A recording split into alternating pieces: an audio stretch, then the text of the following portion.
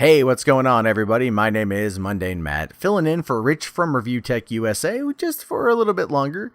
Now, I want to talk to you guys a bit today about an interview that Lauren Lanning did with GamesIndustry.biz. Now, if you are unfamiliar with who this developer is, he's one of the old school guys. Okay, he created ODDWORLD.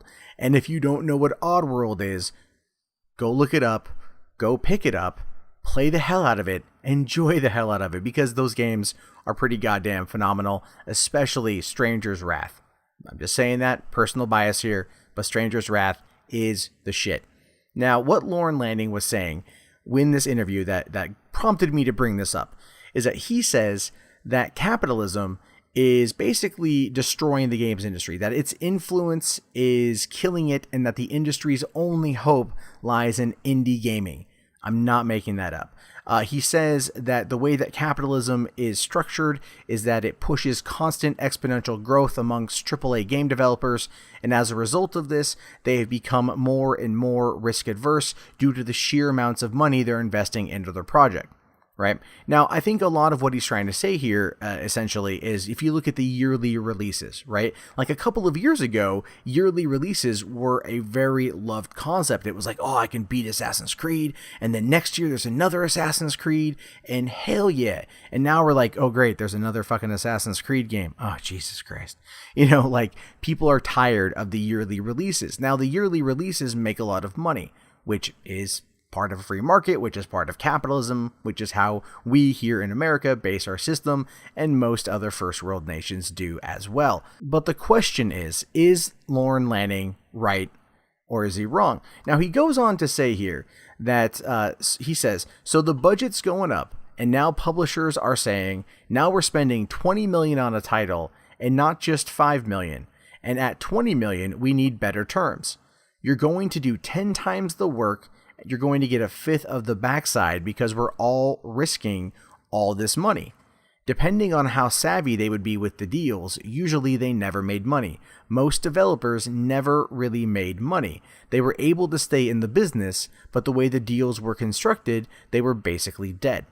And then he goes on to say that he thinks that capitalism is not just killing gaming, that it's killing the world. But see, here's where I take issue with this.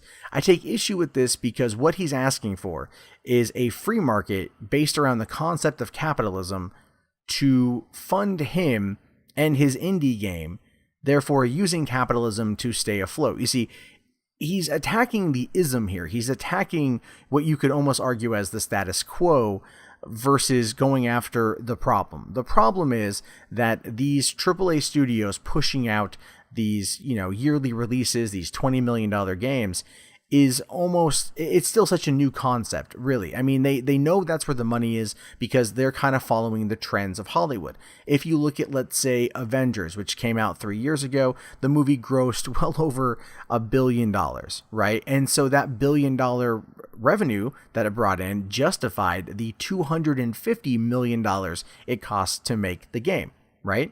Look at Grand Theft Auto 5. Grand Theft Auto 5 had a budget of $256 million, and that game pulled in $1 billion in the first 5 days, right? So these kind of games and these kind of movies, entertainment properties, so on and so forth, are able to basically expand and grow in a capitalist system.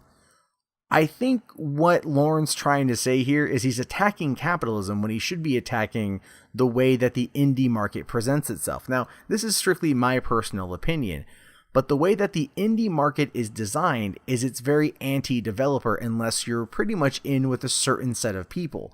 Now, Lauren Lanning has a name. He's been around for about 20 years. People know who he is. Hell, he follows me on Twitter. I think he's a pretty good dude.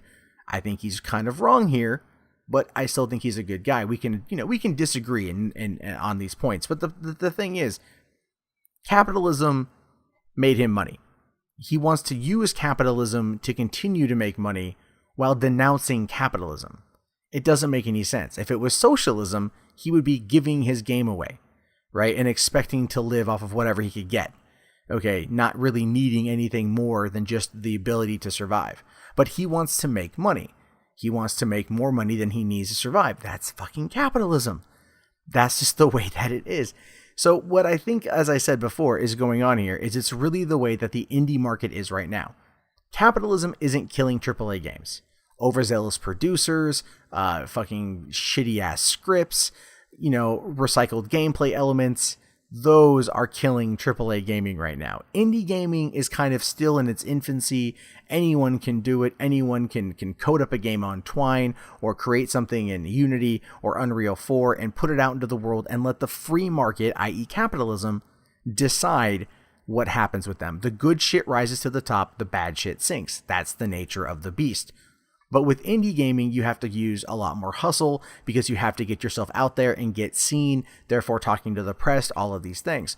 So the way that, here it is, an IGN article talking about Lorne Lanning, and I'm kind of looking at this going, well, you've used capitalism so many times to get ahead, now you are attacking it, but you still want to use it. So really, Lorne, take an argument here, because you can't have your cake and eat it too. But what are your guys' thoughts on this? Do you think that capitalism as a whole is killing the industry? Is kind of stale development really hurting it more so? Where do you think all of the money is coming from? Is it through people, their love of these kind of recycled, rehashed properties? Is it almost like an addiction? Is it just a compulsion?